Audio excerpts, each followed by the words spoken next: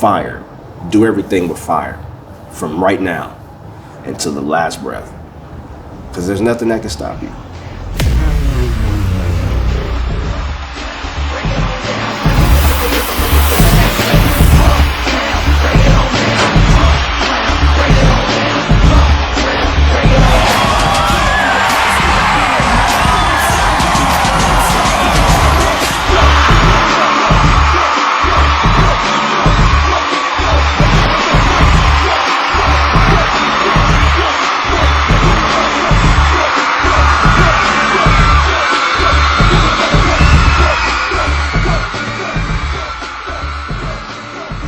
My name is Cesare LaRon Willis, aka Tight Eyex. I'm from Los Angeles, California, and I am known for the creation of KRUMP.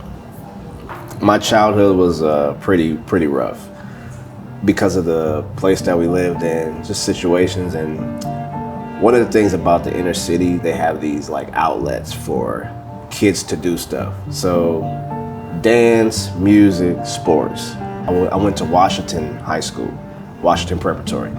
And they had a program for the arts. And that's how I got into this whole thing. It was like a vortex. And I didn't know what I was doing. And I ended up loving it. And it took me into this whole community of underground dance. And I found out about Tommy the Clown and clown groups all around the inner city. And it just became a thing. It was like the new thing for kids to do.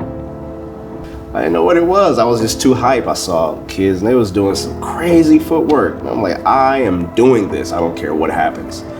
So it was just a thing that came full circle. I couldn't deny it. It was just a handful of kids from this neighborhood. They'll link up with people from Compton, and South Central, and then Inglewood. And they'll all meet up and dance instead of gangbanging. So it was a place that we all were looking for to get out of the dangers of the inner city, because there's a lot of danger. All the crews in the inner city, it was like 50 of them. So out of 50, you had one top, cream of the crop, Tommy the Clown, and everybody wanted to get to the top. What we called hip hop dance, we really didn't have access to like certain studios to learn, and you didn't have the money to keep taking class. They were our teachers. So getting in there, getting accepted, that's one thing. And then being unique within it. Now, clown dancing had been around for years. I did not know how to clown dance. I had to learn how to clown dance while competing with it. Learning how to do the moves, and I don't want to do the moves like everybody else because I want to be different. I'm not coming in here to just be a copy of what the norm is. Because I had a different attitude, that kind of made me see dancing a little bit differently. But the fundamentals, the essence, which people are looking at, that is what's drawing you to the dance. Sometimes what that person has been through, what that person is currently going through, these are the things that are coming out through the moves. So I learned how to channel that. You just kind of need somebody to go first. It's a lot of stuff going on down there with people's minds, with people's hearts, people's families, stuff that you just can't talk about. I've had many near-death experiences. What's the difference between me and my brother who passed in 2020? Who used to KRUMP with me? Teammate. Everywhere I went, he was there. What was the difference? I put my body through way more wear and tear. He passed away from type 2 diabetes. And the week I was going to work for money to get his insulin. So, this is poverty.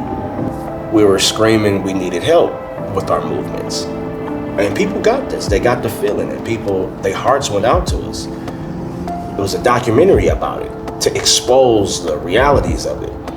Now, where is it going beyond that? You saw Rise, and then Rise ended on the note of, okay, where are you guys? Where are you guys going? What is your plan? Where we are now is royalty. It's prosperity. It's wealth, health, mental health. The great influences in my life did not come from any dancer. My mother was a big one just because of her perseverance. So in a battle, even if I'm not doing well, I persevered. Michael Jordan, Kobe Bryant, my mother, Muhammad Ali. Just the loop of watching those people was like, I have to do something. I would tell my younger self, fire. Do everything with fire. From right now until the last breath. Because there's nothing that can stop you. Make that a belief. I'm very grateful coming from where I come from. The stories that I've been through. More fire, that's all.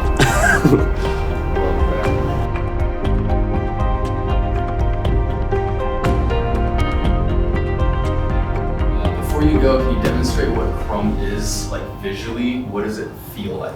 KRUMP, visually, it's an experience, and it feels like a flow that you have to catch. When you first come into your KRUMP round, you have your introduction, and you're seeing what path you're gonna take. Like, what flow, how far am I gonna go, how fast am I gonna get there?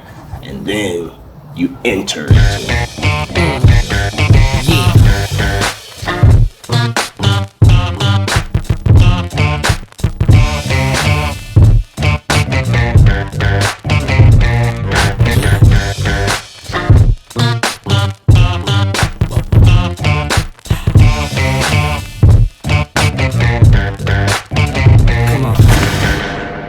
The middle part of KRUMP is the grit. It's the core value.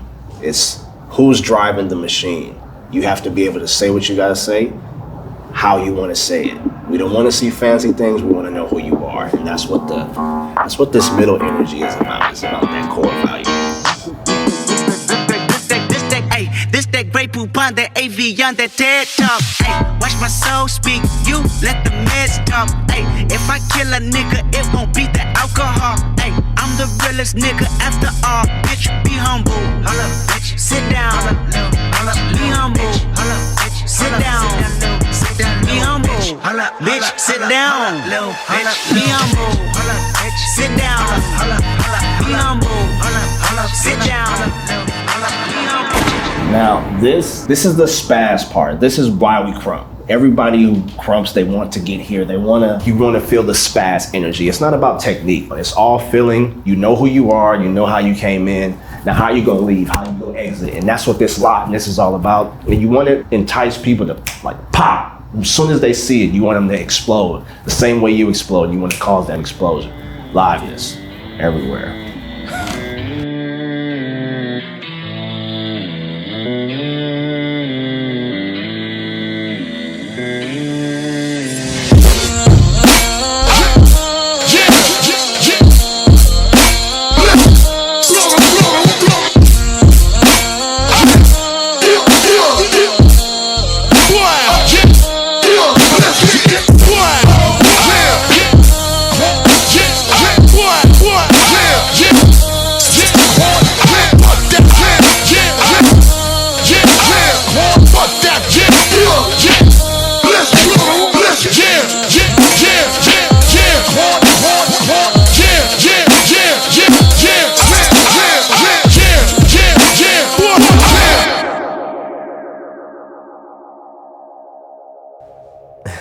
And that is the best way I can describe KRUMP.